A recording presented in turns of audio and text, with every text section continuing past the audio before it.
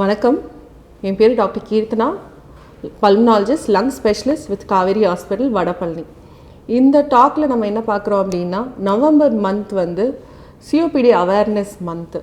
சிஓபிடியை பற்றி அதனால நம்ம என்னன்னு தெரிஞ்சுக்கலாம், ஏன் அதோட அவேர்னஸ் இருக்கணும் அப்படின்றது.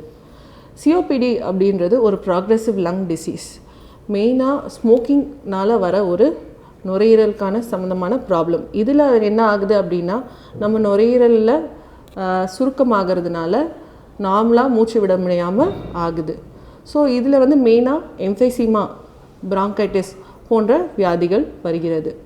ஸோ இது ஏன் வருது, என்னென்ன ரிஸ்க் ஃபேக்டர்ஸ் இருக்குது சிஓபிடி டெவலப் ஆகுறது அப்படின்னா, ஃபஸ்ட்டு வந்து ஸ்மோக்கிங்னால் இந்த நுரையீரல், அந்த புகை உள்ளே போகிறதுனால நுரையீரலுக்கு டேமேஜ் ஆகுது. அதனால தான் இந்த சிஓபிடி பிரச்சனை வருது. இது அவங்களுக்கு மட்டும் அஃபெக்ட் ஆகிறது இல்லை, செகண்ட் ஹேண்ட் ஸ்மோக்கிங் அப்படின்னு சொல்கிறது. தட் இஸ், வீட்டுக்குள்ளே ஒருத்தவங்க ஸ்மோக் பண்ணும்போது அந்த புகை வந்து வீட்டில் இருக்கவங்க எல்லாருமே இன்ஹேல் பண்ணுறாங்க. அதுக்கு பேர் second hand R passive smoking. அவங்களுக்கும் இந்த சிஓபிடி வர சான்ஸ் இருக்குது. நெக்ஸ்ட்டு, இப்போ வளர்ந்து வர காலகட்டத்தில் பொல்யூஷன் கொஞ்சம் அதிகமாக இருக்குது, ஏர் பொல்யூஷன். ஸோ அதனாலையும் லங்ஸுக்கு டேமேஜ் ஆகுது. இல்லை, நீங்கள் ஒர்க் பிளேஸில் கொஞ்சம் பேர் ஃபேக்ட்ரிஸ், கெமிக்கல் எக்ஸ்போஷர், அதனால வர ஃபியூமும் எக்ஸ்போஸ் ஆகுறாங்க ஒர்க் பிளேஸில். ஸோ அந்த மாதிரி இருக்கும் காலகட்டத்துலேயும் ஆகிற டேமேஜ்னாலையும் சிஓபிடி வரலாம். இல்லை ரெக்கரண்ட் இன்ஃபெக்ஷன்ஸ்னாலையும் சிஓபிடி வரும். இதுதான் most common risk factors for developing COPD. இதனால பேஷண்ட்ஸ்க்கு என்ன சிம்டம் வரும் அப்படின்னு பார்த்தீங்கன்னா, ஏர்லி ஸ்டேஜஸில் லைட்டாக வேலை செய்யும் போதோ இல்லை சில எக்ஸசைஸ் பண்ணும்போது கொஞ்சம் மூச்சு வாங்கல் தொந்தரவு வரலாம். இல்லை ரெக்கரண்ட்டாக இருமல் தொந்தரவு, இல்லை காலையில் எழுந்திரிச்சோன்னே அடிக்கடி சளி துப்புற மாதிரி இருக்குது, இருமல் வந்து சளி வருது அப்படின்ற சிம்டம்ஸ் இருக்கலாம். இந்த வியாதி போக போக நம்ம விட்டுட்டோம், இந்த ஏர்லி ஸ்டேஜ்லேயே நம்ம கண்டுபிடிக்காமல் விட்டோம் அப்படின்னா, டிசீஸ் ப்ரோக்ரெஷனில் மூச்சு திணறல் கொஞ்சம் அதிகமாகும், வீசிங் தொந்தரவு மாதிரி வரலாம், இருமல், ரெக்கரண்ட் இன்ஃபெக்ஷன்ஸ், கொஞ்சம் அடிக்கடி ரொம்ப சோர்ந்து போகிறது மூச்சு வாங்கல்னால, அந்த மாதிரி தொந்தரவுகள் வரும். ஸோ இதை நம்ம எப்படி கண்டுபிடிப்போம் அப்படின்னு பார்த்தீங்கன்னா, ஃபஸ்ட்டு வந்து நீங்கள் உங்கள் நியரஸ்ட் டாக்டர்கிட்ட போனீங்கன்னா அவங்க கேட்க போகிறது ஹிஸ்ட்ரி. என்ன ரிஸ்க் ஃபேக்டர் இருக்குது, உங்களுக்கு ஏதாவது எக்ஸ்போஷர் ஆகிருக்கா, சிஓபிடி வர்றதுக்கான ரிஸ்க் ஃபேக்டர் இருக்கா அப்படின்றத பார்ப்பாங்க. அதுக்கப்புறம் உங்களுக்கான சிம்டம்ஸ் என்ன அப்படின்றத வச்சு சில டெஸ்ட்டுகள் எடுக்கலாம்.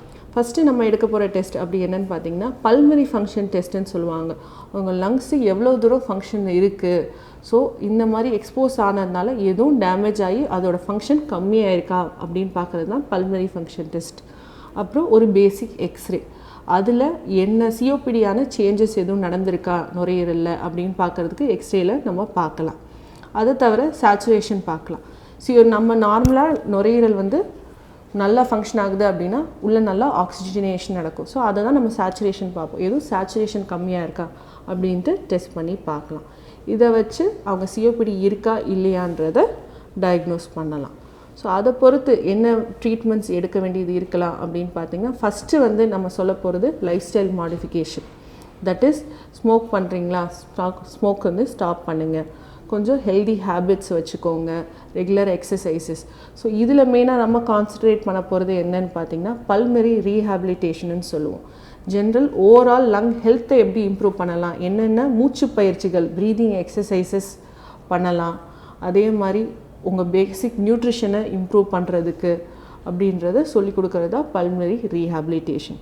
அதோடு சேர்த்து சம்டைம்ஸ் மெடிகேஷன்ஸும் இன்க்ளூட் பண்ணுவோம் மோஸ்ட்லி. ஸோ அதுக்கு வந்து இன்ஹேலர்ஸ் மூலமாக கொடுப்போம். ஸோ இன்ஹேலர்ஸில் பிராங்கோ டைலேட்டர்ஸ் அப்படின்னு சொல்லுவாங்க. அந்த மருந்துகள் கொடுத்து கொஞ்சம் அந்த மூச்சு விட சிரமமாக இருக்கிறத இம்ப்ரூவ் பண்ணுவோம். ஸோ இதெல்லாம் தான் சிஓபிடிக்கான ட்ரீட்மெண்ட்டாக இருக்கும். ஏன் இந்த அவேர்னஸ் பற்றி நம்ம பேசுகிறோம் அப்படின்னு பார்த்தீங்கன்னா, இது ஒரு ப்ரொக்ரெசிவான டிசீஸ். நம்ம எவ்வளோ சீக்கிரம் கண்டுபிடிக்கிறோமோ அந்த ப்ரொக்ரெஷனை நம்ம ஸ்டாப் பண்ணலாம், அந்த வியாதியோட ப்ரொக்ரெஷனை. ஸோ அதுதான் இந்த அவேர்னஸோட தீமுமே. So early detection and early treatment of COPD, so that we may prevent the progression of the disease. So breathe healthy. Thank you.